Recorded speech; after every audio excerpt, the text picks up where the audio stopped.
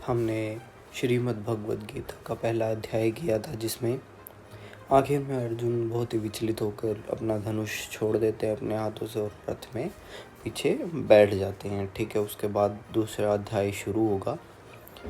यहाँ भी संजय बता रहे होते हैं कि उस प्रकार करुणा से व्याप्त और आंसुओं से पूर्ण तथा व्याकुल नेत्रों वाले शोक युक्त उस अर्जुन के प्रति भगवान मधुसूदन ने यह वचन कहा। फिर जो अर्जुन की वो हालत थी, करुणा थी, उनकी आंखों में आंसू और शोक दिख रहा था भगवान श्री कृष्ण को, तो वे श्री कृष्ण उन्हें बोलते हैं, श्री भगवान बोले, हे अर्जुन, तुझे इस असमय में यह मोह किस हेतु से प्राप्त हुआ? क्योंकि न तो यह श्रेष्ठ पुरुषों द्वारा आचरित है, न स्वर्ग को देने वाला है और न कीर्ति को करने वाला ही है।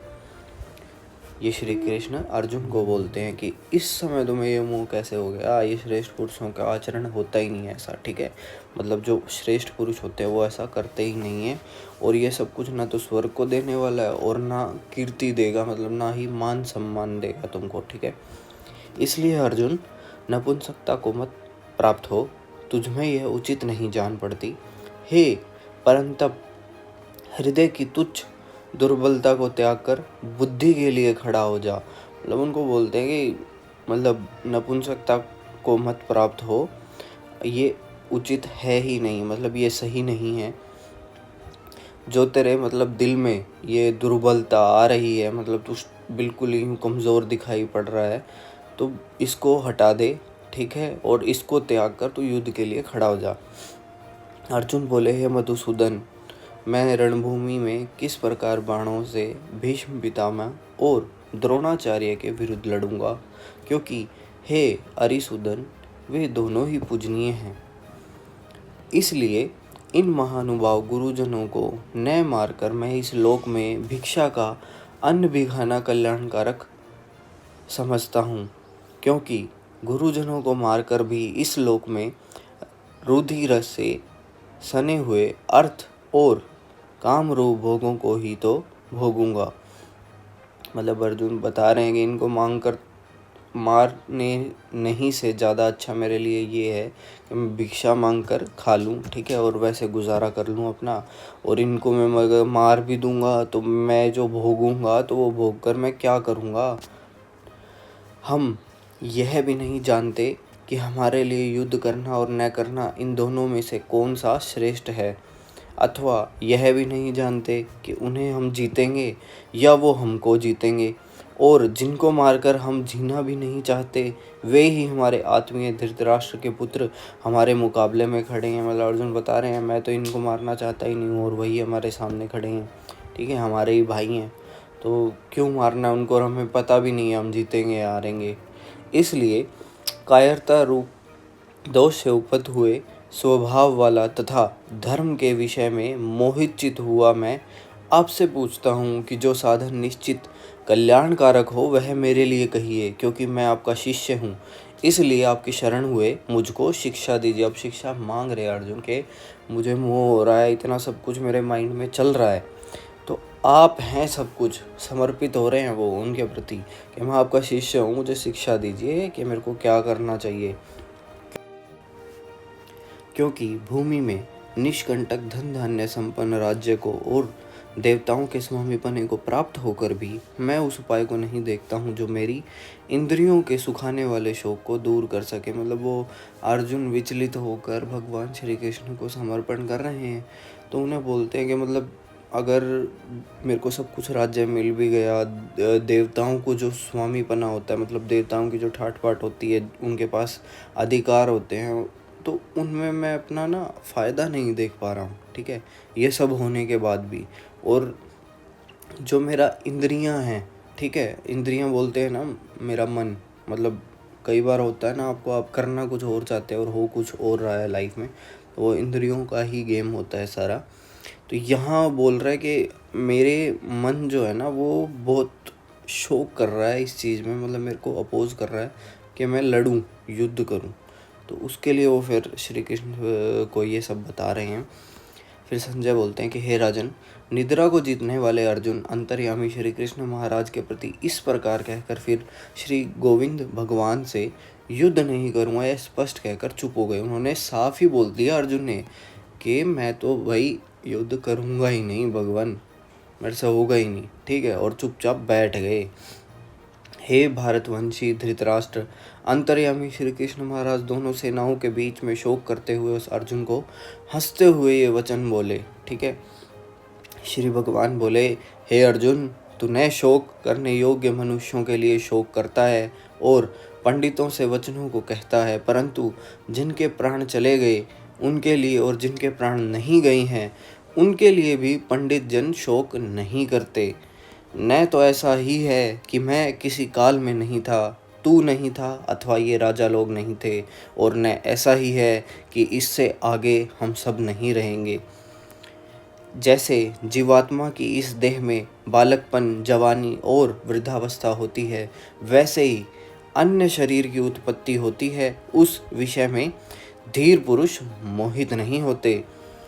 हे कुंती पुत्र, सर्दी, गर्मी और सुख दुख को देने वाले इंद्रिय और विषयों के संयोग तो उत्पत्ति, विनाशशील और अनित्य हैं, इसलिए हे भारत उनको तू सहन कर। क्योंकि हे पुरुष श्रेष्ठ, दुख सुख को समान समझने वाले जिस धीर पुरुष को ये इंद्रिय और विषयों के संयोग व्याकुल नहीं करते, वह मोक्ष के योग्य होता है। असत वस्तु को सत्ता नहीं है और सत का अभाव नहीं है। इस प्रकार इन दोनों का ही तत्वज्ञानी पुरुषों द्वारा देखा गया है। मतलब श्री कृष्ण एक्सप्लेन कर रहे हैं कि जो ये इंद्रियां कर रही हैं तुम्हारे साथ, या जो बता रहे हैं कि जो तुम सामने देख रहे हो कि हाँ ये पहले, ऐसा नहीं है कि पहले नहीं थे इस धरती पर, ये पहले भी थे और हमेशा रहेंगे। ये तुम नहीं समझ पाओगे, मैं भी हमेशा था।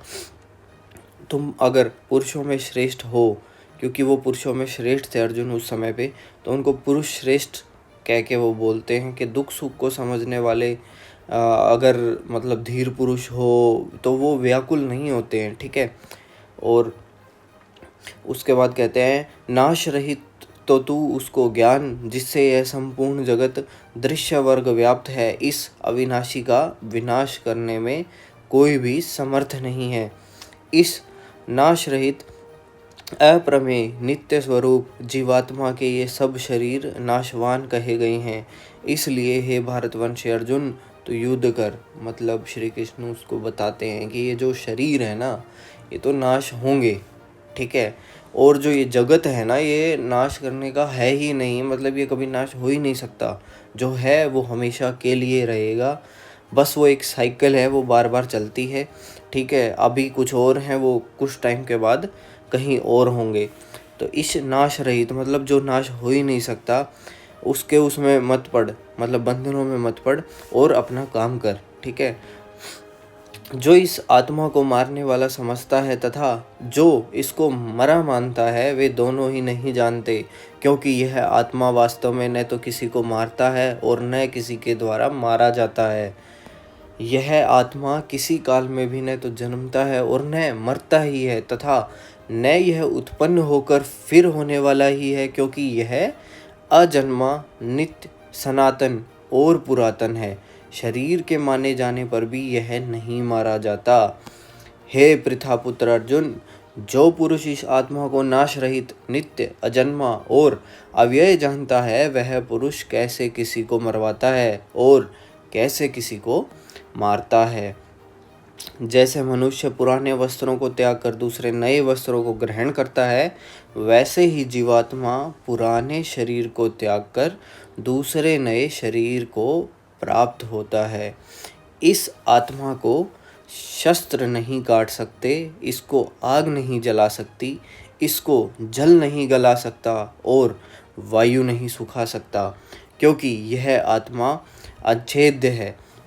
यह आत्मा अदाह, अक्लेद और निसंदेह अशोष्य है, तथा यह आत्मा नित्य, सर्वव्यापी, अचल, स्थिर रहने वाला और सनातन है। यह आत्मा अव्यक्त है, यह आत्मा अचिंत्य है और यह आत्मा विकार रहित कहा जाता है। इससे है अर्जुन, इस आत्मा को उपयुक्त प्रकार से जानकर तू शोक करने को योग्य नहीं है, अर्थात तुझे शोक करना उचित नहीं है। किंतु यदि तू इस आत्मा को सदा जन्मने वाला तथा सदा मरने वाला मानता हो तो भी हे महाबाहो, तू इस प्रकार शोक करने को योग्य नहीं है, क्योंकि इस मान्यता के अनुसार जन्मे हुए की मृत्यु निश्चित है और मरे हुए का जन्म निश्चित है। इससे भी इस बिना उपाय वाले विषय में तू शोक करने को योग्य नहीं है। हे अर्जुन, संपूर्ण प्राणी जन्म से पहले अप्रकट थे और मरने के बाद भी अप्रकट हो जाने वाले हैं, केवल बीच में ही प्रकट हैं। फिर ऐसी स्थिति में क्यों शोक करना है?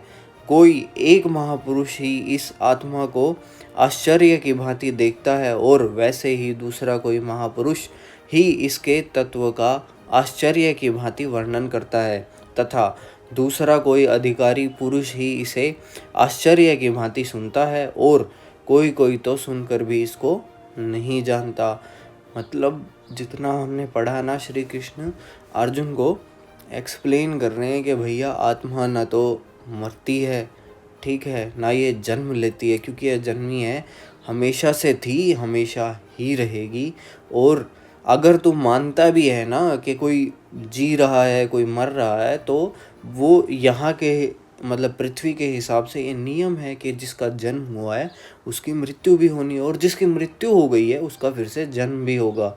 ठीक है, वो एक्सप्लेन कर रहे हैं पूरा मतलब डिटेल में कि तू अपना धीर मत खो। मतलब बिल्कुल निश्चिंत पुरुष होते हैं ना जो भाई इन सब चीज़ों की चिंता नहीं करते, तो वो उनको एक्सप्लेन कर रहे हैं। ठीक है,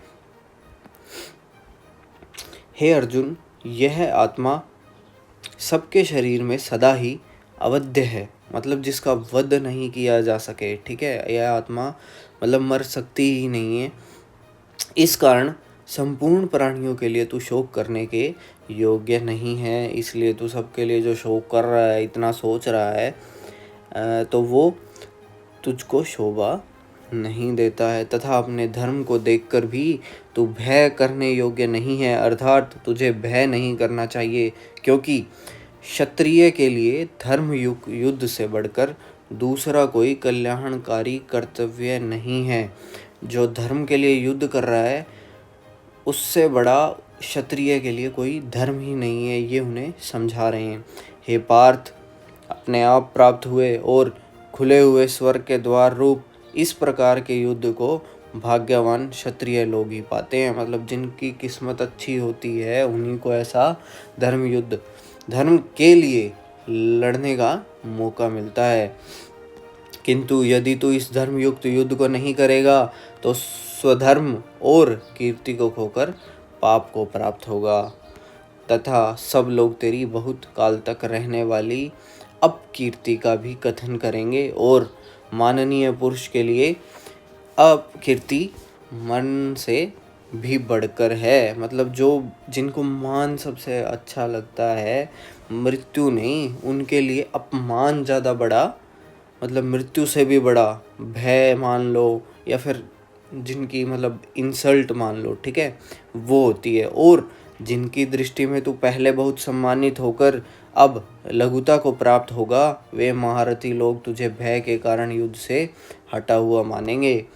तेरे वैरी लोग तेरे सामर्थ्य की निंदा करते हुए तुझे बहुत से न कहने योग्य वचन भी कहेंगे, उससे अधिक दुख और क्या होगा।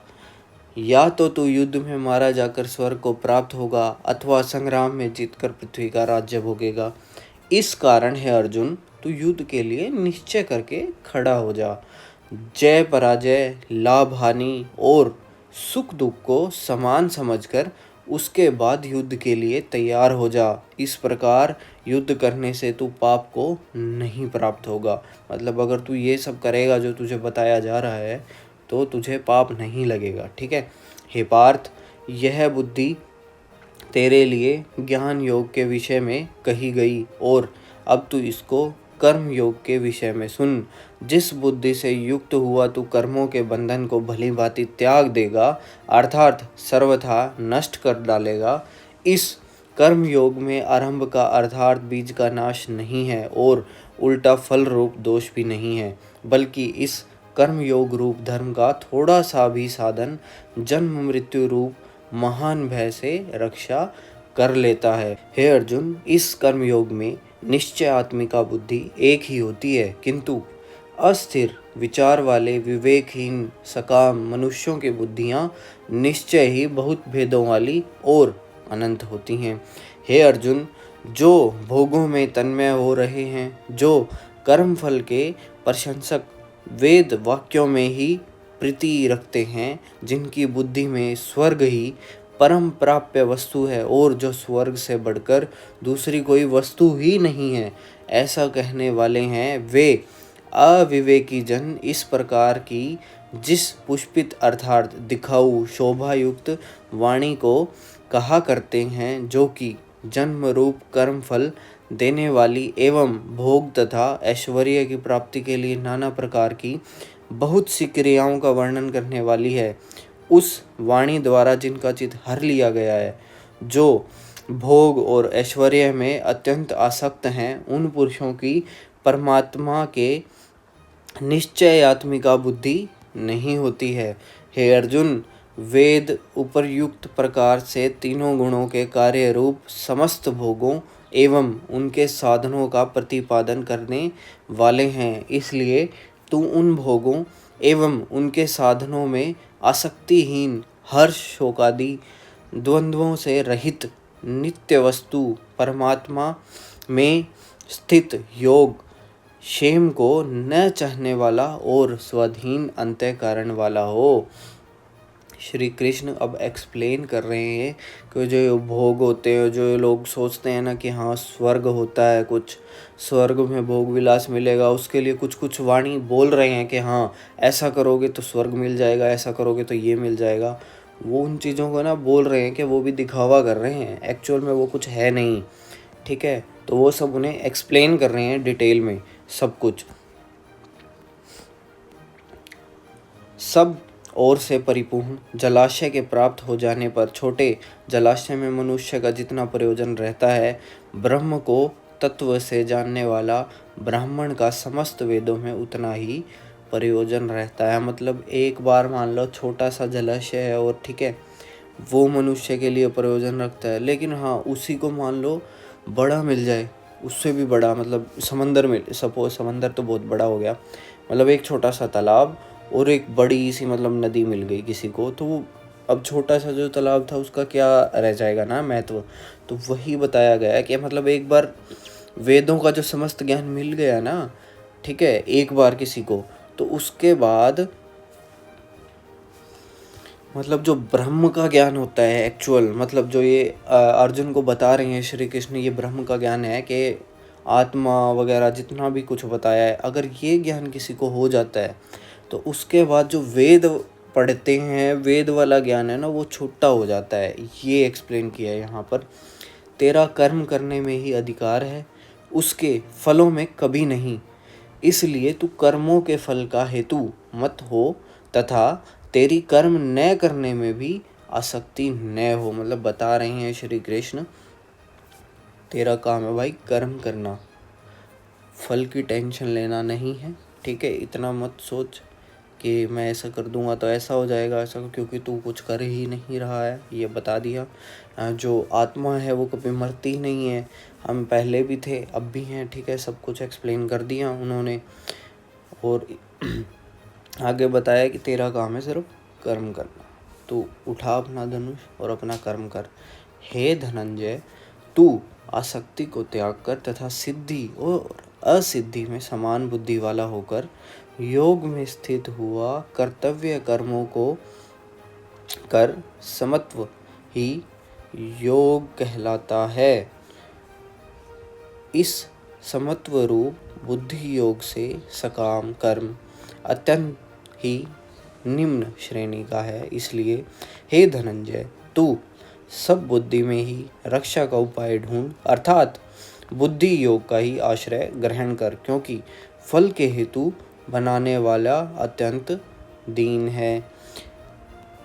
समबुद्धि युक्त पुरुष पुण्य और पाप दोनों को इसी लोक में त्याग देता है, अर्थात उनसे मुक्त हो जाता है। इससे तू समत्व रूप योग में लग जा। यह समत्व रूप योग ही कर्मों में कुशलता है, अर्थात कर्म बंधन से छूटने का उपाय है। ये समत्व वाला जो है इसका है, जो कुछ भी कर्म किया जा रहा है ना, उसके पूर्ण होने और न होने में तथा उसके फल के संभाव रहने का नाम समत्व होता है। मतलब फल पे डिपेंडेंट नहीं है, अपना कर्म करने पे डिपेंडेंट है बंदा, तो उसको समत्व बोलते हैं। ठीक है, क्योंकि समबुद्धि से युक्त ज्ञानी जन कर्मों से उत्पन्न होने वाले फल को त्याग कर जन्म रूप बंधन से मुक्त हो निर्विकार परम पद को प्राप्त हो जाते हैं। मतलब जो उनके कर्म थे, उन्होंने टेंशन नहीं ली कि हाँ फल ये मिलेगा, ये उन्होंने उसको त्याग ही दिया कि हाँ हमें तो अपना कार्य करना है, फल लेना ही नहीं है, वो उसको ग्रहण करते ही नहीं है। तो इन चीज़ों से वो मुक्त हो जाते हैं, वो साइड हो जाते हैं। एक होता है ना भाई, हाँ जो लोग ऐसा करते जाएंगे वो ऐसे हो जाएंगे। ठीक है, तो ये लोग हट गए उस श्रेणी से, नॉर्मल लोगों की श्रेणी से, कि हाँ ये नॉर्मल पर्सन है। वो पर्सन नहीं रहते, फिर वो भगवान बन जाते हैं ऐसी चीज़ करने में, कि हाँ वो श्रेष्ठ थे औरों से। ठीक है, भगवान तो नहीं कहेंगे, श्रेष्ठ बन जाते हैं। जिस काल में तेरी बुद्धि मोह रूप दलदल को भली भांति पार कर जाएगी, उस समय तू सुने हुए और सुने में आने वाले इस लोक और परलोक संबंधी सभी भोगों से वैराग्य को प्राप्त हो जाएगा। भांति भांति के वचनों को सुनने से विचलित हुई तेरी बुद्धि जब परमात्मा में अचल और स्थिर ठहर जाएगी, तब तू योग को प्राप्त हो जाएगा, अर्थात तेरा परमात्मा से नित्य संयोग हो जाएगा। फिर से आप परमात्मा में मिल जाओगे, ये है यहाँ मतलब। उसके बाद अर्जुन बोलते हैं, हे केशव, समाधि में स्थित परमात्मा को प्राप्त हुए स्थिर बुद्धि पुरुष का क्या लक्षण है? वह स्थिर बुद्धि पुरुष कैसे बोलता है, कैसे बैठता है और कैसे चलता है? फिर श्री भगवान बोलते हैं, हे अर्जुन, जिस काल में यह पुरुष मन में स्थित संपूर्ण कामनाओं को भली भांति त्याग देता है और आत्मा में ही संतुष्ट रहता है, उस काल में वह स्थित प्रज्ञ कहा जाता है। दुखों की प्राप्ति होने पर जिसके मन में उद्वेग नहीं होता, सुखों की प्राप्ति में जो सर्वथा निष्प्रह है और तथा जिसके राग भय और क्रोध नष्ट हो गए हैं, ऐसा मुनि स्थिर बुद्धि कहा जाता है। जो पुरुष सर्वत्र स्नेह रहित हुआ, उस शुभ या अशुभ वस्तु को प्राप्त होकर न प्रसन्न होता है और न द्वेष करता है, उसकी बुद्धि स्थिर है। और कछुआ सब ओर से अपने अंगों को जैसे समेट लेता है, वैसे ही जब यह पुरुष इंद्रियों के विषयों से इंद्रियों को सब प्रकार से हटा लेता है, तब उसकी बुद्धि स्थिर है, ऐसा समझना चाहिए। ठीक है, मतलब ये समझने के लिए एग्जाम्पल दिया गया है कि जो चीज़ें यूँ लगती है ना मन को, हाँ बहुत अच्छी है मेरे लिए, मतलब मैं इसको करूँगा तो पता नहीं मेरे को बहुत, उनसे अगर यूँ कर लेना कि हाँ ओके, इट्स ओके, मतलब ये ठीक है, इससे ज़्यादा कुछ नहीं होगा। ठीक है, मन की थोड़ी सी शांति होगी, कोई बात नहीं, वो मतलब ऐसे हो जाए ना किसी न्यूट्रल टाइप का, मतलब कुछ किसी ज़्यादा चीज़ से ज़्यादा फ़र्क ही नहीं पड़ रहा, ना बहुत ज़्यादा उसको खुशी मिल रही, ना बहुत ज़्यादा उसको दुख हो रहा है किसी चीज़ का, मतलब न्यूट्रल सी स्टेट में आ गया। वहाँ वो वाली स्टेट बोल रहे हैं भगवान। इंद्रियों के द्वारा विषयों को ग्रहण न करने वाले पुरुष के भी केवल विषय तो निवृत्त हो जाते हैं, परंतु उनमें रहने वाली आसक्ति निवृत्त नहीं होती। इस स्थित प्रज्ञ पुरुष की तो आसक्ति भी परमात्मा का साक्षात्कार करके निवृत्त हो जाती है। मतलब ऐसे लोगों के लिए बता रहे हैं, हे अर्जुन, आसक्ति का नाश न होने के कारण ये प्रमथ नस्व भाव वाली इंद्रियां यत्न करते हुए बुद्धिमान पुरुष के मन को भी बलात् हर लेती हैं। ठीक है, इसलिए साधक को चाहिए कि वह उन संपूर्ण इंद्रियों को वश में करके समाहित चित्त हुआ मेरे परायण होकर ध्यान में बैठे, क्योंकि जिस पुरुष की इंद्रियां वश में होती हैं उसी की बुद्धि स्थिर हो जाती है। विषयों का चिंतन करने वाले पुरुष की उन विषयों में आसक्ति हो जाती है।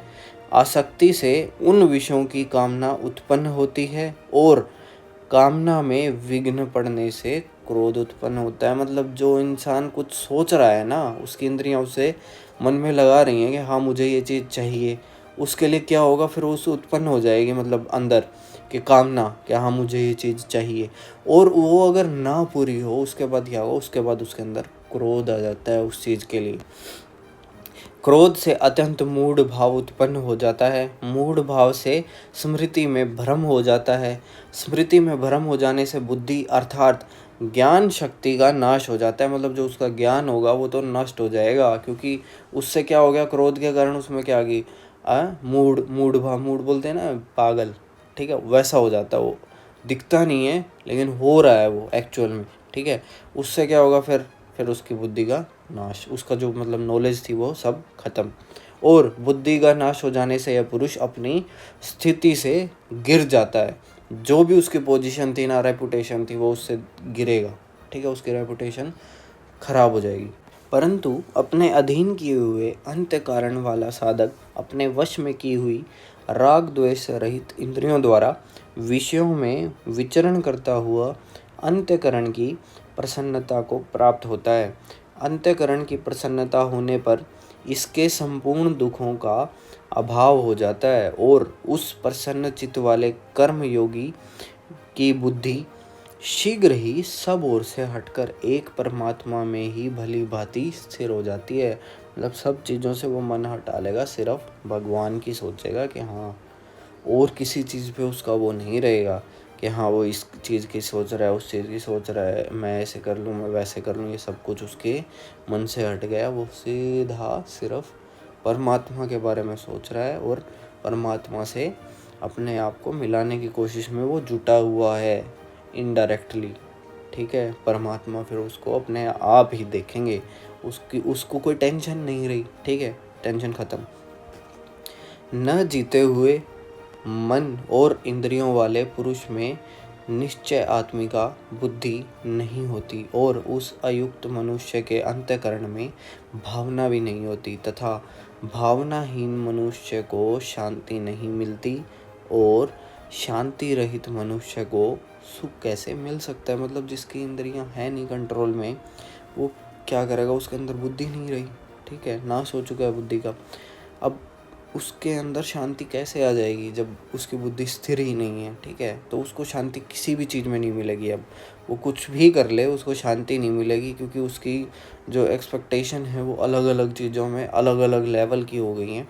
तो उसको अब शांति नहीं मिलेगी। भगवान क्वेश्चनिंग वे में बोल रहे हैं कि कैसे मिल सकता है उसको सुख, क्योंकि जैसे जल में चलने वाली नाव को वायु हर लेती है, वैसे ही विषयों में विचरती हुई इंद्रियों में से मन जिस इंद्रिय के साथ रहता है वह एक ही इंद्रिय इस अयुक्त पुरुष की बुद्धि को हर लेती है।